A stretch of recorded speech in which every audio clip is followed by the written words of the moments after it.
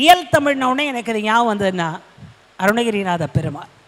உலகத்திலேயே எழுதும் நூலுக்கு நாம் தான் பெயர் வைப்போம். நான் படைத்த நூலுக்கு நான் தான் பெயர் வைத்து, அப்பா படைத்த நூலுக்கு அப்பா தான் பெயர் வைப்பாங்க, ஐயா படைத்த நூலுக்கு ஐயா தான் பெயர் வைப்பார்கள். ஆனால் அருணகிரிநாதர் படைத்த நூலுக்கு முருகப்பெருமான் திருப்புகழை ஓது என்று அற்புதமாக பெயர் வைத்த புண்ணியம்தான் இன்னைக்கு திருப்புகழை பாடுறதே ஒரு நாக்குக்கே ஒரு எக்ஸசைஸ் மாதிரி.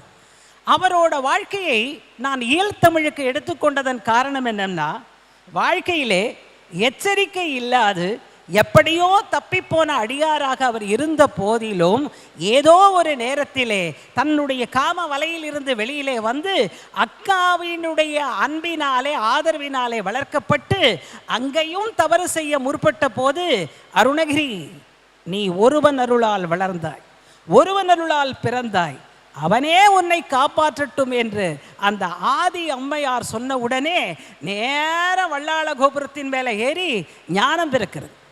யார் யாருக்கு எந்தெந்த வார்த்தையில் ஞானம் இருக்குன்னு சொல்ல முடியாது. 3 வயசுல ஞான சம்பந்தம் இருக்கு, 5ல் பட்டினத்தாருக்கு, 7ல் ராமகிருஷ்ண பரமஹம்சருக்கு, 9ல் வள்ளல் பெருமானுக்கு, 10ல் எம்எஸ் அம்மாக்கு, 14ல் ஆண்டாள் அம்மைக்கு, 15ல் பல பேர் பல முக்கியமான குழந்தை நட்சத்திரங்களுக்கு.